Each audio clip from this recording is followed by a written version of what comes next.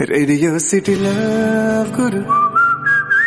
हाय, मैं हूं लव गुरु और आप सुन रहे हैं रेडियो सिटी का ये एक्सक्लूसिव पॉडकास्ट जहां मैं प्यार मोहब्बत की बातें करता हूं, रिलेशनशिप से जुड़े सवालों पर बात करता हूं और कोशिश करता हूं कि रिलेशनशिप में जो मुश्किलें आ रही हैं, जो प्रॉब्लम्स आ रही हैं, उसको सुलझाने में मैं आपकी मदद कर सकूं। तो बहुत सारी बातों के साथ मैं हाजिर हूं। आइए अभी सुनते हैं ये बातचीत। मेरे जैसे नौजवान जो भाई है तो वो शादी के लायक हो जाते हैं, लेकिन जब रिश्ते की बात होती है, शादी के लिए बात होती है तो कुछ पैसों की आवश्यकता पड़ती है। उस अंतराल में बंदा जॉब करता भी रहता है, पैसे भी आते रहते हैं, लेकिन पीछे बैक साइड में पैसा नहीं रहता।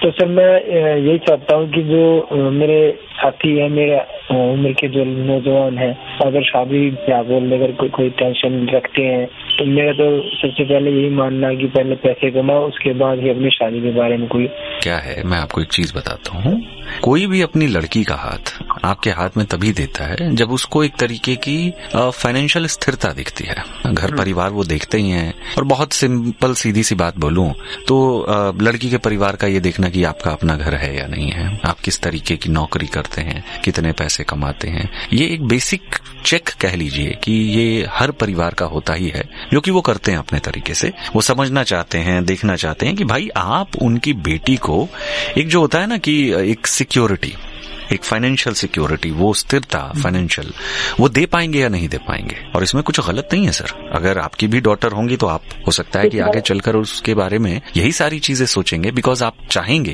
कि उसको एक अच्छी जिंदगी मिल सके। अब जहां तक रहा कि बैंक बैलेंस बनाने का या अपने लिए मतलब बहुत सारे पैसे कमा लेने का, सर देखो ये तो एक प्रोसेस है, मतलब ये धीरे धीरे चीजें होती हैं। लेट्स से कि आप 24-25 साल की उम्र में हो, आप कोई ऐसा बहुत सॉलिड बिजनेस नहीं करते हो, लेकिन एक प्राइवेट या गवर्नमेंट जॉब आप करते हो, तो एक लिमिटेड अमाउंट ऑफ सैलरी आप वहां से कमाते हो। 24 साल के कंपैरिजन में और 30 साल के कंपैरिजन में आप ये मानो कि वहां तक जाते जाते 30 साल तक की उम्र तक स्थिरता ज्यादा होगी। इसलिए ही कहते हैं कि 25-26 साल 27 साल तक सेटल होना चाहिए, क्योंकि तब तक आप ठीक ठाक कर लेते हैं ऐसा कि सामने वाले को भी तमाम तरीके की सुख सुविधाएं दे सकें, जरूरतें पूरी कर सकें, बच्चा प्लान करते हैं तो वो सारी चीजें भी कर सकें। तो ये इस तरीके से चीजें होती हैं सर, मुझे ऐसा लगता है। एंड वो स्थिरता फाइनेंशियल तरीके से वो होना इम्पोर्टेंट है। थैंक यू सर, आपने मुझे इतनी अच्छी बात बताई। और सर मैं आपका शो डेली हर बार सुनता हूँ सर। बहुत बहुत शुक्रिया सर, अपना ख्याल रखिएगा। Radio City Love Guru. आप सुन रहे हैं रेडियो सिटी का एक्सक्लूसिव पॉडकास्ट मेरे यानी लव गुरु के साथ, जहां हम बात करते हैं रिलेशनशिप से जुड़े सवालों के ऊपर। अभी वक्त है इस बातचीत को सुनने का।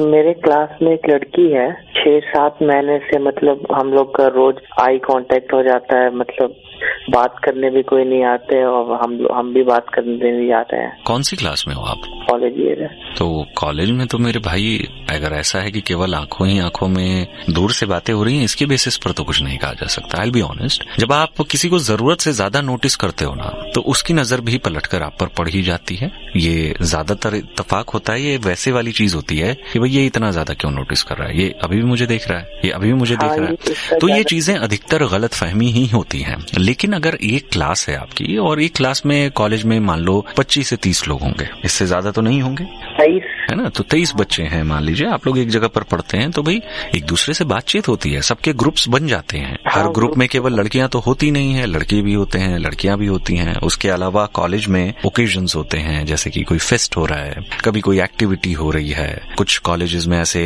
अलग अलग इंटरेस्ट और हॉबीज के हिसाब से क्लब्स बने होते हैं जिसमें आप लोग पार्टिसिपेट करते हो।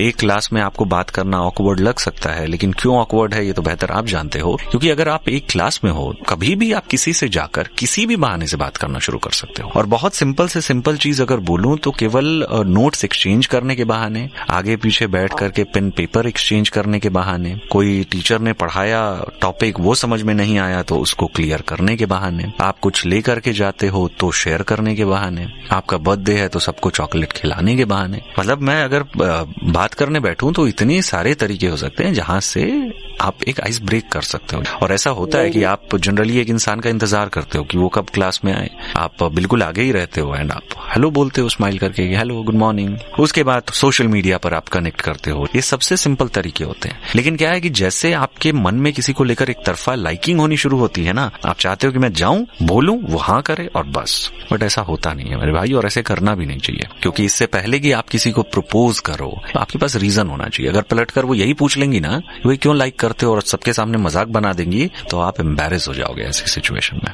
तो इसलिए जरूरी होता है कि स्टेप बाय स्टेप धीरे धीरे आगे बढ़ा जाए। और मैं आपको जो सबसे पहले करने के लिए बोल रहा हूँ वो कह रहा हूँ कि आप जान पहचान करें, उसके बाद धीरे धीरे दोस्ती से चीजें आगे बढ़ेंगी। फिर एक ऐसा जोन होगा जब आप और वो, आप लोग अलग भी बैठकर कभी साथ में लंच कर रहे होंगे, वीकेंड पर कोई प्लान बना रहे होंगे। तो चीजें अगर इस तरफ जाएंगी तो ही कुछ कहा जा सकता है। अभी इस हिसाब से कुछ भी कहना या आपका उनको आगे बढ़कर कोई ऐसी पहल कर देना इस सेंस में कि आप उन्हें प्रपोज कर दें या कोई लेटर दे दें, ये सब ठीक नहीं है। इसको बस आपको ख्याल में रखना है। Okay, thank you brother. Radio City Love Guru. Radio city exclusive podcast सुन रहे हैं आप मेरे यानी लव गुरु के साथ। इनका हाले दिल सुना आपने। अभी वक्त है इस बातचीत को सुनने का। मैं 2 साल से रिलेशनशिप में हूँ। जो बीएफ है उसको पता नहीं सडनली क्या होता है, बीच बीच में कहता है नहीं ये नहीं होगा, तो वो बात करना बंद कर देता है। कभी कभी 2 हफ्ते हो जाते हैं, 2 हफ्ते हो जाता है, 3-3 महीने तक ऐसा होता है। और फिर सडनली उसको याद आता है कि हाँ मेरी गर्लफ्रेंड है, उससे बात करनी। तो मुझे समझ ही नहीं आता है कि मैं उसके साथ रहूँ या ना रहूँ। आपने जो बीच में बोला, ऐसा क्या होता है कि बात होनी बंद हो जाती है? बड़ा है फैमिली में, फैमिली प्रेशर होता है, एमसीए कर रहा है, उसको पढ़ाई भी करनी होती है। मुझे वो 5 मिनट देता ना, उसमें भी मतलब खुश रहती हूँ। क्यों? टाइम नहीं है, खाता नहीं है, सोता नहीं है, दोस्तों के साथ टाइम स्पेंड नहीं करता, गेम नहीं खेलता होगा या यूट्यूब नहीं देखता होगा। जी सर। 5 मिनट का टाइम आपकी झोली में डाल देना और आपका खुश हो जाना, ये तो दिखाता है कि आप गलत तरीके से ट्रेन कर रहे हो अपने रिलेशनशिप को। और कर दिया है आपने, अब तो खैर वो अपने एक अलग ही तरीके के कंफर्ट जोन में चला गया। अब अगर आप उससे ज्यादा टाइम डिमांड करते हो ना, तो वो इंसान चिढ़ जाता है, क्योंकि एक तो वजह ये कि इस रिलेशनशिप में एक्साइटमेंट नहीं बची, दूसरा अपनी जिंदगी में चीजें हैं, तीसरा उसके आसपास जो माहौल है वो बहुत एक्साइटिंग है। उतना इंटरेस्ट या उस तरीके का एक्साइटमेंट शायद उसे आपके साथ नहीं मिल पाता। ये बिल्कुल हेल्दी नहीं होता कि 3-3 महीने आप दोनों की बात ना हो। एक रिलेशनशिप में ना एक इंसान अपनी प्रेजेंस का एहसास दिलाता है। जब एक इंसान प्यार करता है ना, तो उसमें वो सहजता होती है। ऐसा लग रहा है कि अभी तो जैसे एक फॉर्मेलिटी है, एक जवाब देखी है, तो वो उस तरीके से जवाब दे रहा है आपको। समझ रही है? ये सारी चीजें तो आप महसूस करती होंगी। अभी 3 महीने बात नहीं हुई तो मैं उसको कंटिन्यू मैसेज और कॉल करती थी। तो अभी लास्ट टाइम हमारा झगड़ा हुआ तो बोला तुम इतना इंसिस्ट कर रही थी, इसीलिए मैं वापस आया।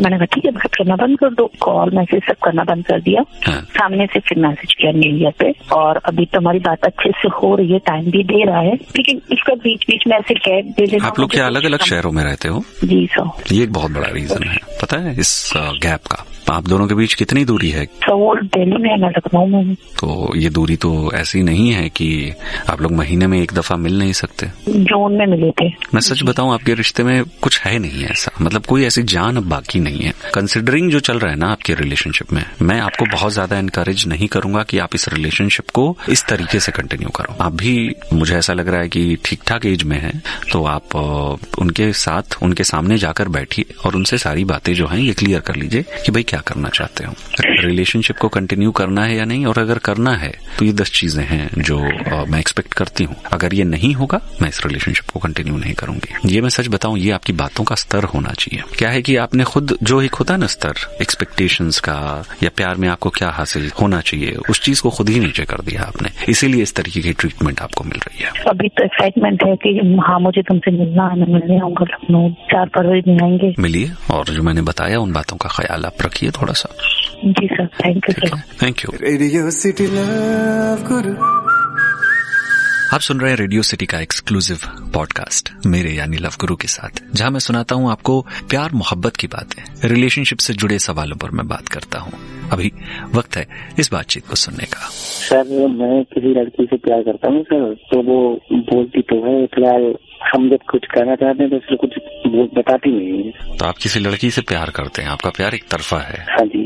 इनको कितने समय से जानते हैं आप? 2 साल हो गए हैं। एक जगह पर पढ़ते हैं, जॉब करते हैं, और क्या आप लोग दोस्त हैं अच्छे, ऐसा सब है? पड़ोस में। क्या मैं ये कह सकता हूँ कि आप लोग बाहर घूमना फिरना, खाने पीने, कुछ चीजें करने साथ में जाते हो? नहीं सर, ये ऐसी बात हो जाती है सर। दूर से बात कैसे होती है मेरे भाई? ये तो ऐसा है कि जान पहचान है आपकी, और जान पहचान में आप थोड़ा ज्यादा भावुक हो गए हो और आप उन्हें कह देना चाहते हो कि मैं आपसे प्यार करता हूँ। बट सर आप समझो, जब आप कहते हो कि किसी से मोहब्बत हो गई है और आप एक्सपेक्ट करते हो कि सामने वाला भी आपसे मोहब्बत करे, तो उसके लिए जरूरी होता है कि थोड़ा इमोशनली, मेंटली, मतलब एक दूसरे के साथ वो इन्वॉल्वमेंट हो। एक अच्छा पड़ोसी होने के नाते बस आप लोगों की जान पहचान भर है, इससे ज्यादा और कुछ नहीं है।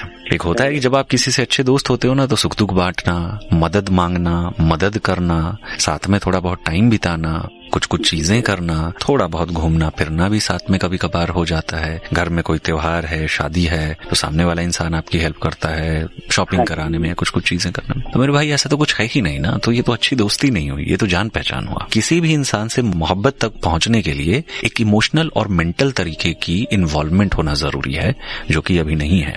तो उनको थोड़ा सा आप अपने तरीके से गेज करना शुरू करिए, थोड़ा सा उनसे बाहर मिलने जुलने की बात करिए, थोड़ा सा साथ टाइम स्पेंड करने की बात करिए उनसे। वो कहीं बाहर नहीं जाते हैं ना। तो सर ऐसे तो कभी कुछ नहीं हो पाएगा। वो कहीं जाती नहीं है, आप उनके घर में बैठकर तो बात नहीं कर सकते, ना ही वो आपके घर में आकर बैठकर बात कर सकती हैं। ऐसे में सच बोलूं तो एक दूसरे की ना समझ होगी, ना एक दूसरे से कोई लगाव होगा, कोई आदत होगी। उनके खालीपन, अकेलेपन की वजह से रिश्ता पॉसिबल हो तो हो, लेकिन ऐसी परिस्थिति में भी एक दूसरे को लेकर वो जो समझ डेवलप होनी होगी ना, वो तब तक नहीं हो पाएगी जब तक आप दोनों की पर्सनल मुलाकातें नहीं होंगी, भीड़ भाड़ से अलग मुलाकातें नहीं होंगी, बातें नहीं होंगी, एक दूसरे का मिजाज समझना नहीं होगा। तो इन चीजों का बंदोबस्त आप करिए, और अगर लगता ही है कि कुछ नहीं हो पा रहा है तो खामखा कोशिश क्यों करते जाना, जहां आपको पता है कि सामने से कोई ऐसा पॉजिटिव रिस्पॉन्स भी नहीं मिल सकता या नहीं मिल रहा है, या फिर उनकी तरफ से ऐसा कोई एफर्ट भी नहीं हो सकता। ठीक है, ख्याल रखिएगा अपना। ओके सर, धन्यवाद सर आपका। Thank you. Radio City Love गुरु।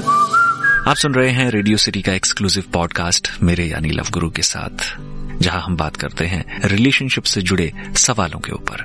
अभी वक्त है इस बातचीत को सुनने का।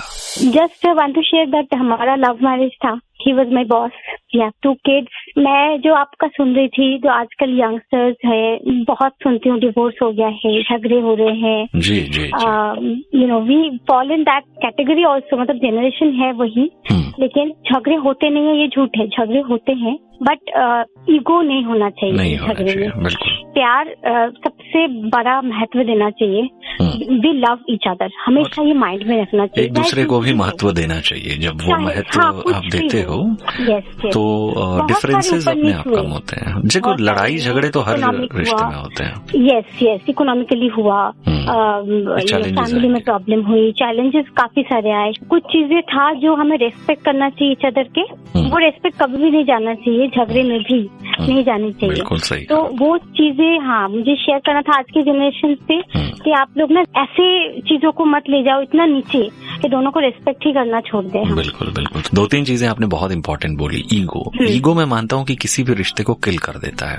एकदम। रिस्पेक्ट ना होना मतलब प्यार नहीं है। जहाँ रिस्पेक्ट नहीं है, मैं मानता हूँ वहाँ प्यार नहीं है। एकदम। एक और बहुत इंपॉर्टेंट चीज आपने बोली, लड़ाई में भी एक दायरे को मेंटेन करना, ये बड़ा इंपॉर्टेंट होता है। तो बहुत खूबसूरत तजुर्बा है आपका। बहुत शुभकामनाएं आपके आगे आने वाली जिंदगी के लिए भी, और शुक्रिया जो आपने अपना वक्त निकाला ये तजुर्बा हमसे शेयर किया। बहुत अच्छा लगता है बोलने का टेक्निक, आपका एक्सपीरियंस आप जैसे शेयर करते हैं, बहुत अच्छा लगता है। हम जब भी गाड़ी में लॉन्ग ड्राइव करते हैं या कभी भी मैं किचन में हूँ या रोटी बना रही हूँ, जस्ट प्ले, वो मेहनत नहीं लगती है। Thank you so much. Thank you so much. आप ऐसे ही हमें अपना प्यार दें। Thank you and so nice to talk to you. Likewise, अपना ख्याल रखें। Good night. रेडियो सिटी का एक्सक्लूसिव पॉडकास्ट सुन रहे हैं आप, और मैं यानी लव गुरु, जो सालों से प्यार मोहब्बत की बातें करता आया हूँ। यहाँ पर भी कुछ बातों को मैं आप तक लाने की कोशिश करता हूँ। आपका अगर कहीं कोई फीडबैक है तो मुझे सोशल मीडिया पर लिखना ना भूलिएगा। बाकी मिलते हैं नेक्स्ट एपिसोड में, तब तक के लिए अपना ख्याल रखिए। रेडियो सिटी लव गुरु।